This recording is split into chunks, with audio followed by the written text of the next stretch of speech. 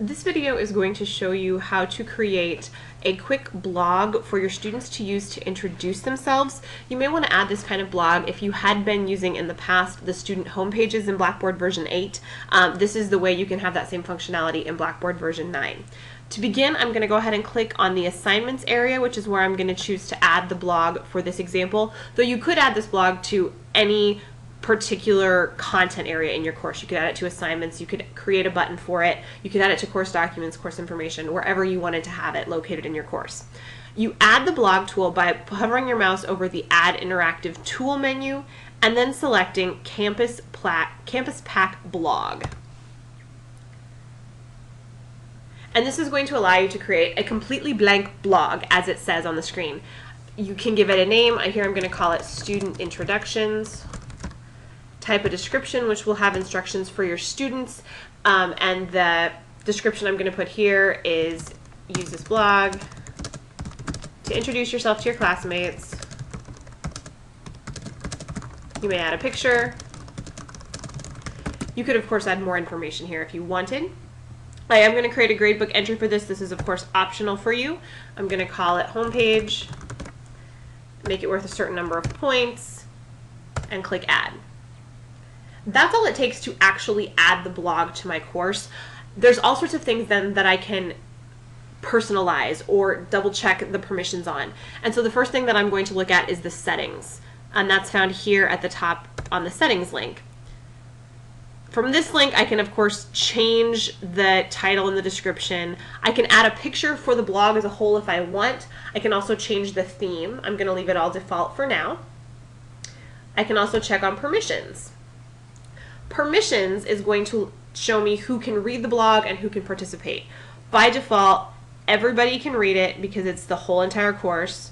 That's the Viewers tab. I can also click on the Authors tab to see who can write to the blog, and right now everyone can write to the blog. So that's the settings that I want for this particular example, though it's something that I could customize if I wanted to. Now I'm going to switch and log in as a student and show you what this blog looks like for your student.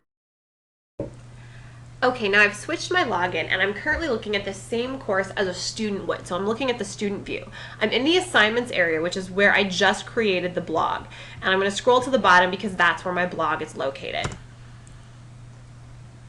Now when your students first click, assuming you don't do some sort of preemptive blog post for them, they're going to see something like this, where it says there are no entries in this blog and they can add a new entry. I would recommend that they title it with their name. So I'm going to go ahead and title it with my name, with student in parentheses. And then here, your students have pretty much a Word document type text box, just like they'd have in the discussion board or any other place within Blackboard, where they can type their introduction. Introduction, they can add a picture by clicking here on the Insert Image link. They can add emoticons, they can do formatting, they can copy and paste from a Word document, they can upload a file, they can upload video if they want. All of that can be done here from the text box editor, which functions just the same way it functions for you as a faculty member when you're creating new content in your course. So this is my introduction. Hello, classmates. I'm going to go scroll down to the bottom, submit this, save and exit. And now there's one introduction. What your students would then have to do as they're adding new entries is they're going to be able to scroll through and see all the entries that have been posted before them. They can go back and revisit the blog and see all the entries that have been posted after, and they can comment on each other's if you want to allow comments in your course. I'm going to switch back now to the faculty view and take a look at what this looks like from a faculty perspective. Okay, I've now switched back to faculty view. I'm looking at the same assignments area. I scroll to the bottom again to view the blog. This is the one that my student participated in, or that I participated in as a fake student.